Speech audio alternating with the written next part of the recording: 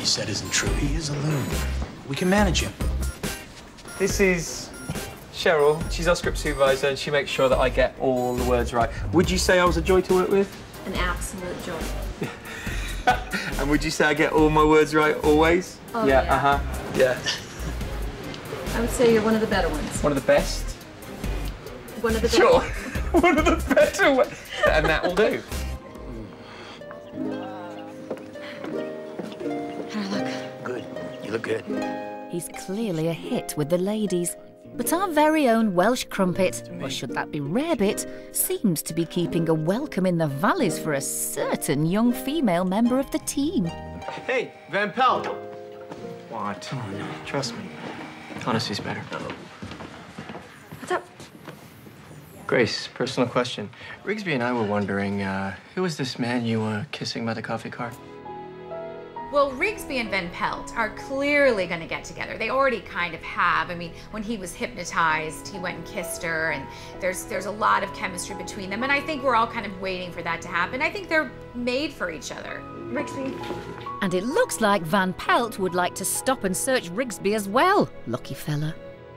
One of my favorites was the scene when Grace goes to find Rigsby and see if he's okay. Are you okay? Yeah, it's not bother. And there's a really sweet, special moment between the two of them that, you know, their vulnerability kind of comes down, and then it's like, oh, wait, no, we can't go there. And I thought it was really nicely written and something fun and different to play. There's something else that's pretty close to Rigsby's heart as well. Food. There's nothing left to eat. You cleaned us out this morning. The pilot was me eating a lot of lobsters. I ended up, by the end of the day, having about 16, so it was kind of death by lobster. It was all very glamorous. I remember Simon saying to me, oh, you're doing some character eating. You're going to regret that. And sure enough, I did. We're really lucky, Mark and Joe, who work on our catering. Probably not the best time to showcase their abilities now, right at the end of dinner. Just at the point when you are feeling your most tired, let's say it's 1 or 2 in the morning, they'll bring out a meatball sandwich with macaroni, cheese and potatoes, and you're like, oof, you know, I definitely don't need to be eating that right now. I bet they didn't do that when they filmed Sex and the City here. As the saying goes, an army marches on its stomach, and it takes a battalion of people to make The Mentalist. 6 main cast members, 6 directors, 7 writers, 9 producers and 154 additional members make a super-sized crew of 182 people. Well, it is called the Warner's Lot. Do you see what I did there? As with any workplace, there's a hierarchy of importance. On the set of The Mentalist, you can judge someone's status by seeing where they park their backside. Mr. Simon Baker's elaborate and rather exotic setup.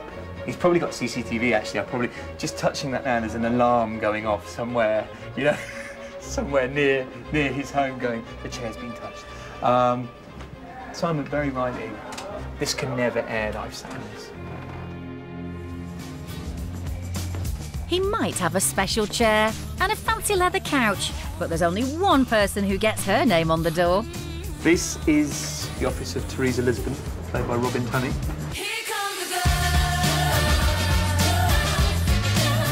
I think I've only ever been in here a couple of times, usually when I'm getting a bit of a telling off. Robin put some photos of her dogs in here, actual real-life dogs, so people like to make the space their own. Go talk to the husband. Will do, boss. But making her office sweet and homely doesn't do anything to soften her ball-breaking reputation. What are you waiting for? Bossing people around didn't come very easily to me. It's something, because I'm always apologizing if I have to tell anybody to do anything in real life. So that sort of took an adjustment period, but now I think I just boss everybody around, and it's like in my own life. She is the epitome of the badge, as versus Jane's a kind of attempt to subvert it. Why do we get so hung up on every little law someone breaks? Because we're officers of the law. Basically, my character's there to, you know, be polar opposite to Jane. We're hardwired completely differently. Well, let this creep go. We don't have anything on him. 2 notes here. We already have plenty on him. 1, armed assault on Joan Van Pelt, and 2, a barn full of fire accelerant. Well, the assault was self-defense, and the accelerant was a plant. Only 2? Actually, no. Where do you get off giving orders in the first place? I say who goes and who stays, not you. She's the tough one with the gun. I'd hate to think how many people she's shot just in the first season. I've lost count now. Put the gun down! I joke around with Simon that, you know, he's the brains and I'm the brawn, and he's always left in these situations that he needs to get bailed out of by a woman. But I think it's great. I think they, you know, they can kick butt with the rest, you know, with the best of them. It's nice to be in charge. Come on. You go, girl. However, there are times when Lisbon appears to fall under Jane's spell. This blind thing really works. Without my vision, I can tune into my other senses much more clearly. That's great. Let me go make you a superhero costume. What do you want to be called? What are you doing? I want to know what your face feels like when you're smiling. Watching people make out on television is a lot more fun than doing it. And I have to say that Simon and I have been working so much together, if we had to, I'd be horrified.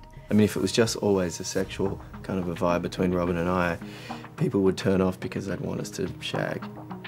And then once we did shag, people would turn off because it's a done deal. Come on, how could that thought not have entered your head?